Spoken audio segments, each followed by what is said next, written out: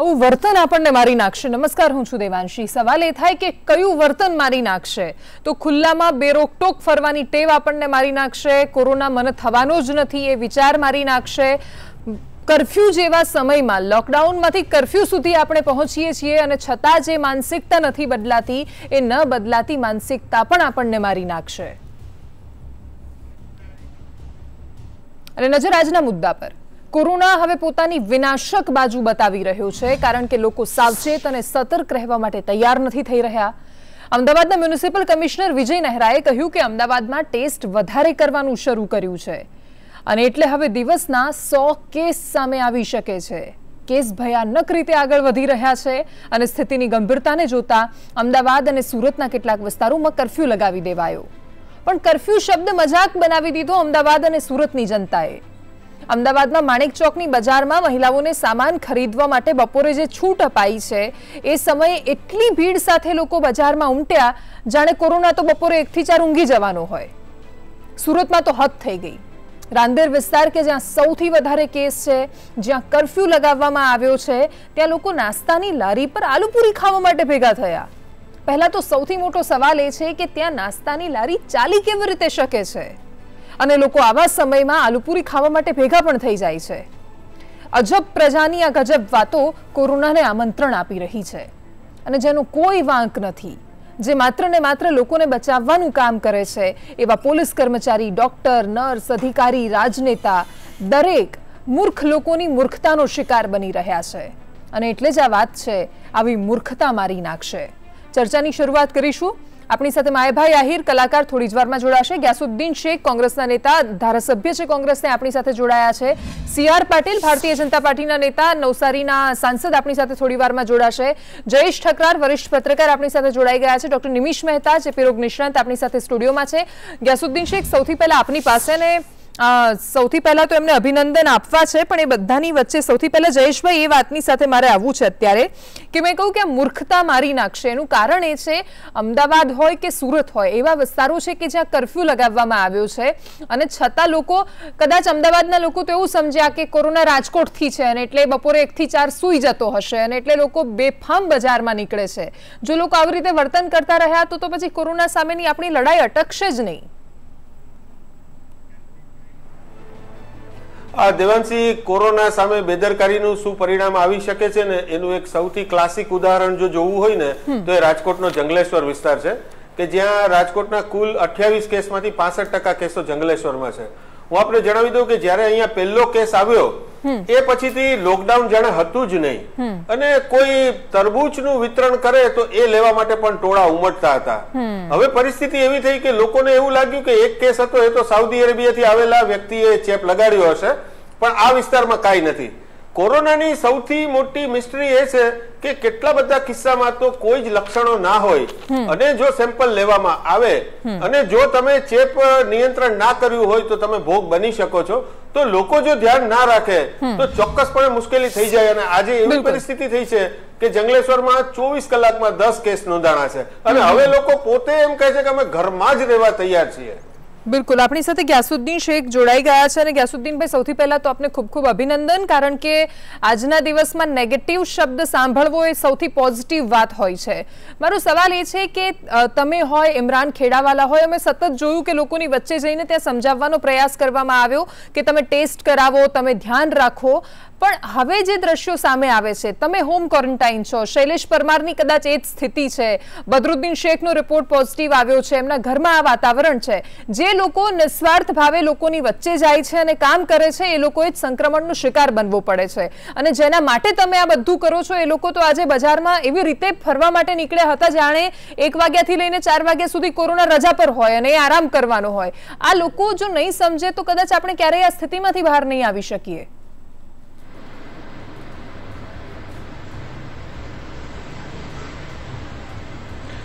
बिल्कुल बेन, आ बहुत गंभीर बाबत है। अमे लोकोने बहुत समझाव्या छे अहींया सुधी के अमारी जीवने अमे हथेली पर लईने अमे लोकोनी वच्चे गया छे अने मारा 2 साथीओ आनो भोग पण बन्या छे। મેં જોયું ઇમરાન ખેડાવાલા, બદરુદ્દીન શેખ સિવાય પણ અમારા 3 ઓઢવ વિસ્તારના કાર્યકર્તાઓ અમારા જે છે એ લોકોને પણ આનો સંક્રમણનો ભોગ બનવું પડ્યું છે. એટલે હું લોકોને વિનંતી કરવા માંગુ છું કે આને મુસ્લિમ સમાજ વિશેષ કરીને ગંભીરતાથી લે. એ આમ દિવસની જેમ કર્ફ્યુ નથી, આ આપણા પોતાના માટે છે. આપણે પોલીસને ચકમો આપીશું કે પોલીસ આવે ને આપણે એ વખતે અંદર જતા રહીને પોલીસ જાય એટલે બહાર આવી જઈએ, તો આપણે એમને ચકમો નથી આપતા. આપણે આપણા જીવનને, આપણા પરિવારને ચકમો આપી રહ્યા છે. આ બાબત ગંભીરતાથી લેવી પડશે અને શંકા કુશંકાઓમાંથી બહાર આવવું પડશે. આજના સમયની અંદર સરકાર નિષ્પક્ષ રીતે કામ કરી રહી છે, પોલીસ તંત્ર નિષ્પક્ષ તરીકે કામ કરી રહ્યું છે, તબીબી અધિકારીઓ, મીડિયા અધિકારીઓ, જે પણ લોકો છે, સફાઈ કર્મચારીઓ પોતાના જીવ હાથમાં લઈને કામ કરી રહ્યા છે.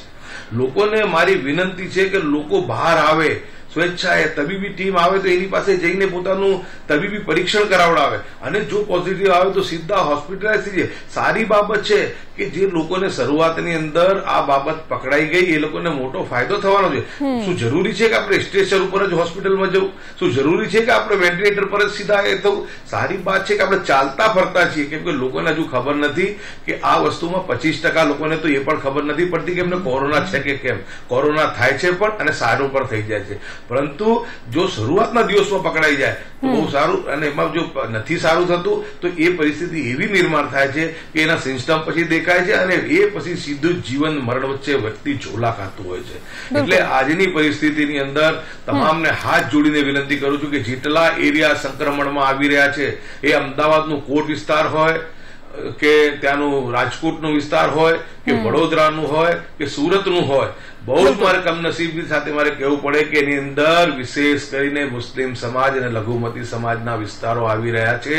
એટલે ગંભીરતા લોવાની અને કોઈ શંકા કુશંકા ના રાખો. અત્યારે કોઈ જ બીજી બાબત નથી, અવિશ્વાસ કરવાનો કોઈ કારણ નથી. કેટલાક ટીખળ બાજુ જે સોશિયલ મીડિયાની ઉપર બદમાશીઓ કરીને છટકી જાય છે, લોકોને ગુમરાહ કરે છે, લોકોને વિડીયો નાખીને કહે છે કે જો અમે તો હરતા હતા, અમે ફરતા હતા, અમને તો ઘરેથી લઈ ગયા ને આ રિપોર્ટ કરાવ્યો, અમને પોઝિટિવ હોય, અમને હોસ્પિટલમાં મૂકી દીધા. મારા ભાઈ, નથી તબીબી અધિકારીઓને કોઈ એવી જરૂરત કોઈને ખોટો પહોંચાડવાની કે નથી પોલીસને. તમામના પરિવારો છે, તમામની જીવ છે. આજે મોટી ને નાનામાં નાની વ્યક્તિ એના ઘરેથી દબાણ છે કે બહાર ના જાય. એવા સમયમાં જયારે સેવા આપી રહ્યા હોય, આપણી ચિંતા આપણે કરવાની છે અને બિલકુલ ઈમાનદારીની સાથે બહાર આવીને આપણે તબીબી પરીક્ષણ કરાવવું જોઈએ. ઠીક છે. અને અત્યારે જે મહત્વના સમાચાર સામે આવી રહ્યા છે, અમદાવાદના મોટા ભાગના વિસ્તારોમાં હવે આ કોરોનાનું સંક્રમણ પહોંચી ગયું છે. નારણપુરામાં પણ હવે કોરોનાનો કેસ નોંધાયો છે. આ વિસ્તાર જે બાકાત હતો ને એટલા માટે હવે શનિવારથી રેપિડ ટેસ્ટ શરૂ થાય તેવી વિચારણા ચાલી રહી છે. કરવા પડશે, આપણી પાસે ટેસ્ટિંગ સિવાય કોઈ ઓપ્શન નથી. અમદાવાદ આખું હવે ધીરે ધીરે સંક્રમિત થઈ ગયું છે. ગોમતીપુર, દાણીલીમડા, નરોડા, નિકોલ સહિતના દરેક અમદાવાદના મોટાભાગના વિસ્તાર કે જ્યાં કેસ જોવા મળી રહ્યા છે, ગંભીરતા સમજવી પડશે. ગ્યાસુદ્દીન શેખ હોય, ઇમરાન ખેડાવાલા હોય, બદરુદ્દીન શેખ હોય કે પછી કોઈ પણ કાર્યકર્તાઓ હોય, કોરોના પોઝિટિવ આવેલો એ ટ્રાફિકનો જવાન હોય કે પછી ડોક્ટર્સ હોય કે પછી અધિકારી કે જે આજે એમસીના કોરોના પોઝિટિવ આવ્યા છે, એ તમારા માટે જાય છે ત્યાં તમને સમજાવવા માટે. જ્યારે ધારાસભ્યએ 2 હાથ જોડવા પડે તો જનતા તરીકે આપણે મરી પરવારીએ છીએ. એ ધારાસભ્યો જાય છે, તમારી આગળ હાથ જોડે છે ને છતાં તમે નથી સમજતા, તો આપણા માટે સૌથી મોટો આ સવાલ છે કે આપણે આપણા જીવની કદર નથી કરતા તો પછી આપણને કોઈ નહીં બચાવી શકે. સીઆર પાટીલ સર એ વાતની સાથે કે સુરતમાં લોકો આલુપુરી લાખાવા માટે આવી ગયા કે જ્યાં કર્ફ્યુ લગાવવામાં આવ્યો છે, લોકડાઉનથી આપણે કર્ફ્યુ સુધી જવું પડે છે કારણ કે લોકો સમજતા નથી. અને આવા સમયમાં આલુપુરીની લારી શરૂ થઈ જાય છે, લોકો આલુપુરી ખાવા માટે આવે છે. એ વાત સાચી કે 90% લોકો સમજે છે, પણ જે 10% નથી સમજતા એ 10% એ 90%ને પણ બરબાદ કરી નાખશે. આમને રોકવાનો કોઈ વિષય, કોઈ વિચાર તમારા મગજમાં હોય કે આમને ગમે તેમ કરીને હવે રોકવા પડશે?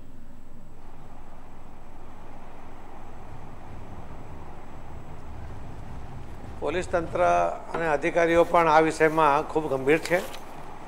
એમણે પૂરા સખ્તાઈ સાથે અને સમજાવટ સાથે આ બધાને એ સમજાવી પણ રહ્યા છે. અને લોકો પણ હવે પોતપોતાની સોસાયટીમાંથી એમણે નિયમો બનાવ્યા છે કે પોતાના સોસાયટીમાંથી એક જ વ્યક્તિ એક જ વાર બહાર નીકળી શકશે અને પાછો આવી શકશે. કોઈ નવા વ્યક્તિઓને એ અંદર આવવા દેતા નથી. અને એ રીતે સ્વયંભૂ પણ શિસ્ત હવે લોકો પાડવા લાગ્યા છે. જે છેલ્લા 2-3 દિવસની અંદર કોરોનાની ગંભીરતા એ લોકો સમજ્યા છે અને એના કારણે જાગૃતિ પણ આવી છે. પરંતુ જે રોજ કમાઈને ખવડા લોકો છે એમને લાગે છે કે અમે થોડું કમાઈ લઈએ, એના માટે પણ થોડો લોભમાં આવી જાય છે. અને કેટલાક લોકો એ સંયમ નથી જાળવી શકતા, એ લોકો બહાર આવે છે અને એના કારણે કેટલાક પ્રોબ્લેમ ઊભો કરે છે. પરંતુ એકંદર મને લાગે છે કે જે રીતે તંત્ર પણ સખત થયું છે અને સોસાયટી કે લોકો પણ જે જાગૃત થયા છે એના કારણે આવનારા દિવસોની ગંભીરતા સમજીને લોકો પોતાના ઘરમાં રહે એના માટે સજાગ પણ રહેશે અને બધાને સજાગ પણ કરશે. એ સુરતમાં બનશે એવું માનું છું. બિલકુલ. અને ડોક્ટર, ગુજરાતમાં 6 જિલ્લા એવા છે કે જેને હોટસ્પોટ જાહેર કરી દેવા પડ્યા છે અને એમાં પણ અમદાવાદ, વડોદરા, સુરત અને રાજકોટ 4 એવા છે. એટલે જે લોકો હજુ પણ મનમાં એવું રાખીને બેઠા છે કે 20 એપ્રિલ પછી અમને છૂટછાટ મળી જશે, તો નહીં મળે, કેમ કે ગુજરાતમાં પાટણ અને ભાવનગર અને સહિત આ 4 શહેર જે હવે હોટસ્પોટ હેઠળ આવી ગયા છે. આખા દેશમાં આંકડો વધી રહ્યો છે. ગુજરાત પોતાનું યોગદાન આપી રહ્યું છે. આમાંથી બચવાનું હતું, આપણે કરી નથી શક્યા. અને આવી સ્થિતિમાં ડોક્ટર, જો લોકો આલુપુરી ખાવા માટે નીકળે છે, લોકો માણેક ચોકની બજારોમાં એવી રીતે નીકળે છે કે જાણે કોઈ તહેવાર હોય અથવા મેળો ભરાયો હોય, શાકભાજી લેવા જાય છે, ત્યાં ધ્યાન નથી રાખતા. એમના મનમાં એવું લાગે છે કે 1 થી 4 ની છૂટ છે તો મતલબ કોરોના ત્યારે સૂઈ ગયો હશે, અમને લાગશે નહીં. તો આવી સ્થિતિમાં જ્યાં સુધી ગંભીરતા નહીં સમજે ત્યાં સુધી આપણે લોકડાઉન 50 દિવસનું કરી નાખીશું તો પણ એની કોઈ અસર દેખાશે ખરી? એક વસ્તુ સમજવી પડે કે અત્યારે આપણે લોકડાઉન છે, કર્ફ્યુ છે, છતાં પણ લોકો આવી રીતે બહાર આવે છે, એ પોતે સિરિયસ નથી. અને તમે કીધું એમ કે લોકો બહાર લારી ઉપર ખાવા જાય છે, આટલા બધા લોકો એક સાથે નજીકમાં બહાર નીકળે છે, તો હવે આ લોકડાઉન છે આપણે કાયમ માટે રાખી ના શકીએ. આ લોકડાઉન ક્યારેક ને ક્યારેક તો આપણે પાર્શિયલ લોકડાઉન કરવું પડશે અને પછી નોર્મલ લાઈફ આપણે લાવવી જ પડશે. એટલે એક વસ્તુ સમજવાની કે જો આ લોકો અત્યારે પણ આટલા બધા સ્ટ્રિક્ટ રૂલ્સમાં પણ જો આવી રીતે બિહેવિયર કરે છે તો જ્યારે ખુલશે એ વખતે જ્યારે આપણે બધા આને ફેસ કરીશું એ વખતે આ બધાની શું હાલત થશે. કારણ કે જે લોકોને ઇન્ફેક્શન છે, જે લોકો એસિમ્પ્ટમેટિક છે, એ લોકો એમની જાતથી કદાચ એમને પોતાને સિમ્પટમ્સ ના થાય પણ એ કેટલા બધા લોકોને ઇન્ફેક્શન કરશે એ લોકોએ સમજવાનું છે. એટલે આ લોકડાઉનનો પીરિયડ આપણે એવી રીતે લેવાનો છે કે આનાથી ગવર્મેન્ટ દ્વારા લોકો બેઝિકલી એક સતર્ક બને, એમનામાં ખબર આવે કે ભાઈ આપણે આ કોરોનાના ઇન્ફેક્શનમાં શું શું કરવાનું છે. પણ ઇવેન્ચ્યુઅલી જ્યારે લોકડાઉન ખુલશે ત્યારે એ બધી વસ્તુઓ આપણે ધ્યાનમાં રાખવાની જ છે.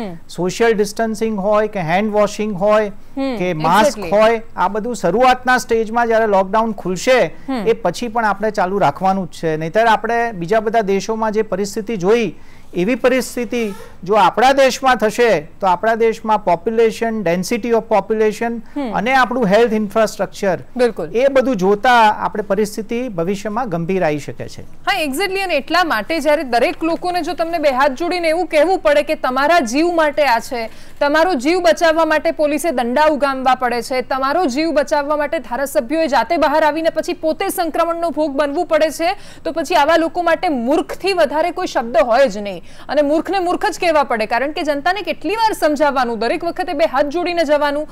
અને પોલીસને જ્યારે કાયદો, પ્રશાસન, વ્યવસ્થા ક્યાં સુધી દરેક જગ્યાએ પોલીસ પહોંચી શકવા માટે સક્ષમ જ નથી. મારે જયેશભાઈ એ વાતની સાથે આવવું છે કે રાજકોટમાં તમે જંગલેશ્વરનું ઉદાહરણ આપ્યું તો ત્યાં લોકો સમજવા માંડ્યા, પણ હવે જે સ્થિતિ છે લોકો મરે નહીં ત્યાં સુધી સમજતા નથી. અમદાવાદમાં તો 50% કરતા વધારે કેસ છે. 929 પર ગુજરાતનો આંકડો પહોંચ્યો છે અને એના માટે થોડો ઓછો સમય લેવાઈ રહ્યો છે. એવું કહ્યું છે કે દિવસમાં 100 કેસ અમદાવાદમાં સામે આવશે.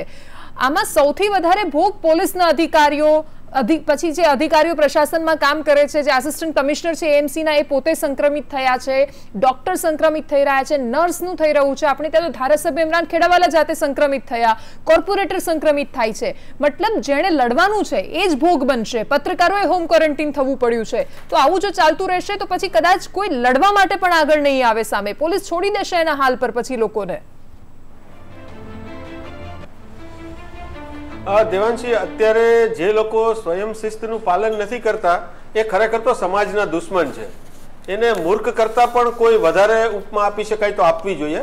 બીજું, કોરોનાનું લોકડાઉન જે છે એ આપણને એક શિસ્તબદ્ધ જીવનશૈલી જીવવાનો એક સંદેશ આપે છે, બોધપાઠ આપે છે. આ આપણું જીવન નથી. આ લોકડાઉન આપણે પૂરું કરી અને ફરી નોર્માલિટી તરફ જવાનું છે. તમે વુહાનનો દાખલો જુઓ, જ્યાં લોકડાઉન ઉઠાવી લેવામાં આવ્યું છે, ત્યાં લોકો લોકડાઉન ઉઠી ગયું હોવા છતાં લોકડાઉનના તમામ નિયમો જે છે એનું પાલન કરી રહ્યા છે. બીજી તરફ તમે જુઓ કે જે લોકો સમજતા નથી, એમાં ઈરાનનો દાખલો જુઓ કે જ્યાં 71,000 લોકોને કોરોના પોઝિટિવ આવ્યો અને છતાં ઈરાને કેટલીક ધાર્મિક બાબતોને માની અને લોકડાઉનને ઉઠાવી લીધો. હવે ત્યાંની પરિસ્થિતિ જુઓ. અને બીજી તરફ લાહોરમાં પાકિસ્તાનમાં 1.5 લાખ તબલીગીઓ ભેગા થયેલા.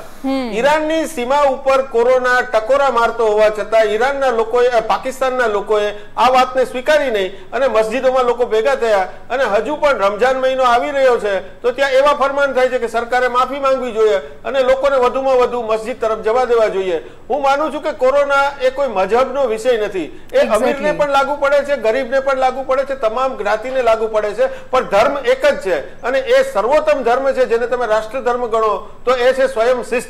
તમે ઘરમાં રહો અને બીજા લોકોને, તમારી જાતને બચાવો અને બીજાને બચાવો. આ નિયમનું પાલન આપણે લોકડાઉન ઉઠી જાય પછી પણ ઘણા લાંબા સમય સુધી પાલન કરવું પડશે, તો જ સંપૂર્ણપણે આપણે આ જીવાણુથી બચી શકશું. કેમ કે હવે જીવાણુઓથી સંપૂર્ણપણે બચી શકાય એવી રસી કોઈ બનવાની નથી. એના માટે આપણે જ આપણી ઇમ્યુનિટી જાળવવી પડશે અને આપણે જ સ્વયં શિસ્ત કેળવવી પડશે. બિલકુલ ગેસુદ્દીનભાઈ, કારણ કે એ સવાલ તો છે કે લોકડાઉન હંમેશા માટે ચાલુ નથી રહેવાનું, અને ક્યારેક ને ક્યારેક તો ઉઠાવવું પડશે. દેશ કઈ હંમેશ માટે બંધ થઈ જાય, લોકો ન સમજે એટલે લોકડાઉન જ રાખવું પડે, એવું તો થવાનું નથી. આમાં એક વ્યક્તિ સંક્રમિત થાય છે, બીજા કેટલાય લોકોને નુકસાન પણ કરે છે, પોતાના ઘરમાં પણ નુકસાન કરે છે. પણ આ બધાની વચ્ચે આની ઉપર જે ધાર્મિક આંચડો ઉઠાવવામાં આવ્યો છે એ કેમ આટલી અસર કરી રહ્યો છે ત્યાં? કેમ કે એ સમજાતું નથી. જ્યારે આખા દેશમાંથી આપણે જોઈએ છીએ કે ડોક્ટર્સ પર હુમલા થાય છે, લોકો મારવા માટે આવી જાય છે. બધા કહે છે રામ રાખે ને કોણ ચાખે, પણ શું ખબર કે કદાચ ત્યાં રામ જ સમજાવવા માટે આવ્યા છે અથવા ત્યાં રહીમ જ સમજાવવા માટે આવ્યા છે કે તમે ડોક્ટર પાસે જાઓ. ડોક્ટરની અંદર રહેલો ભગવાન કેમ નથી શોધી શકતા લોકો?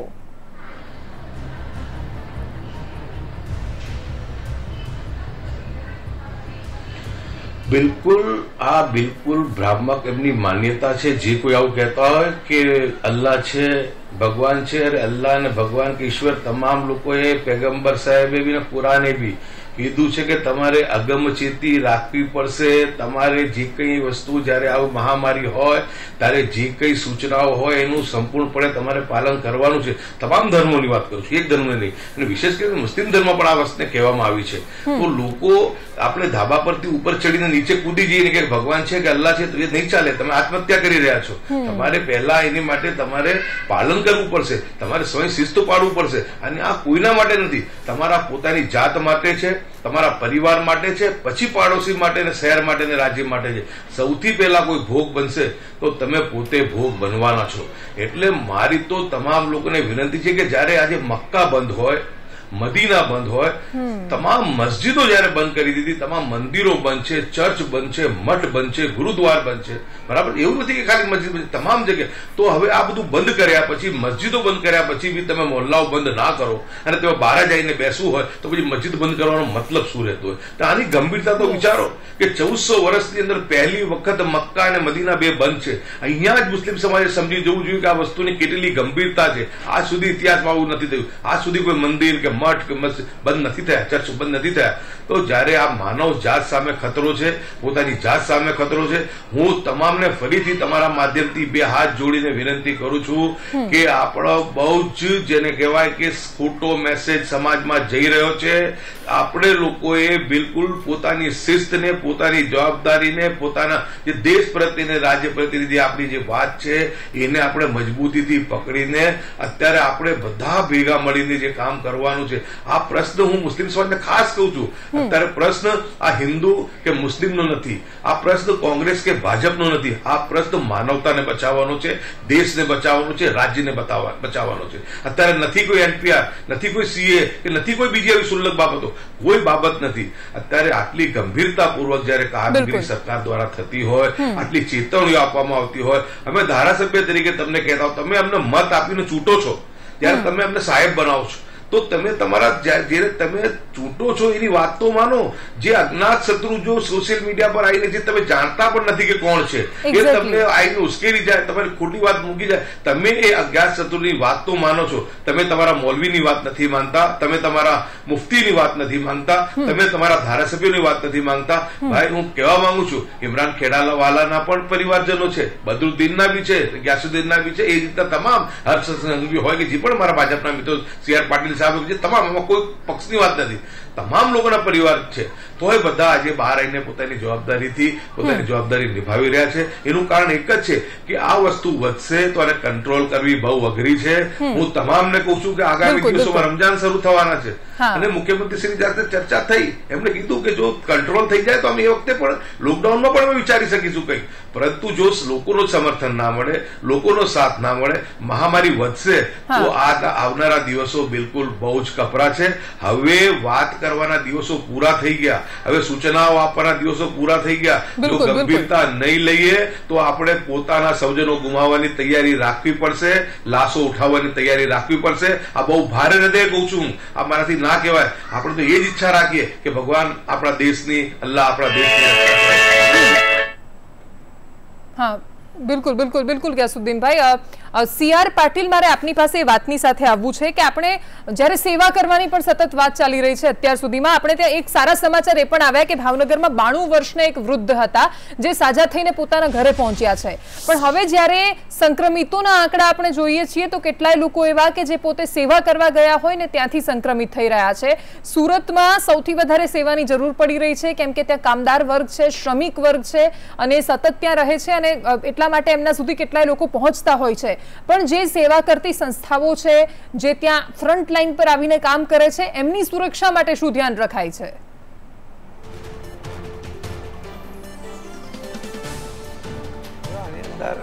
કોર્પોરેશન દ્વારા જે પણ કાળજી રાખવી જોઈએ એ રાખવામાં પ્રયત્ન થઈ રહ્યો છે. લોકોને જાગૃત કરવા માટે એનો પૂરતો પ્રચાર અને પ્રસાર પણ કરવામાં આવી રહ્યો છે. પરંતુ જે સંસ્થામાં કામ કરનારા લોકો છે એ ઘણીવાર કામમાં એટલા મગ્ન હોય છે કે માસ્કનો ઉપયોગ કરી શકતા નથી, એ લોકો હાથમાં મોજા પહેરી શકતા નથી અને ઘણીવાર એ નિષ્કાળજીને કારણે અથવા તો બેજાન હોવાને કારણે એમના મનમાં ધૂન છે સેવા કરવાની. રોજ 10,000, 15,000, 20,000 લોકોને જમાડવાના રસોડા પણ એ સુરતમાં ચાલે છે અને એને કારણે એ જે લોકો સંક્રમિત થઈ જાય એ ચિંતા હોવા છતાં પણ એની ચિંતા નથી કરતા અને લોકો કોઈ ભૂખો ન રહી જાય એના માટે સેવાના કામમાં લાગી જાય છે. અને એટલે જ બધા જ જગ્યાએ લોકો હવે એકબીજાને માસ્ક પહેરવા માટે ફરજિયાત દબાણ કરી રહ્યા છે, પૂરતી કાળજી લેવા એના માટે પ્રયત્ન કરી રહ્યા છે અને સોશિયલ ડિસ્ટન્સ જળવાય એના માટે પણ પૂરતો પ્રયત્ન કરી રહ્યા છે. પોલીસ પણ ફોર્સફુલી એના માટેનો પ્રયત્ન કરી રહી છે.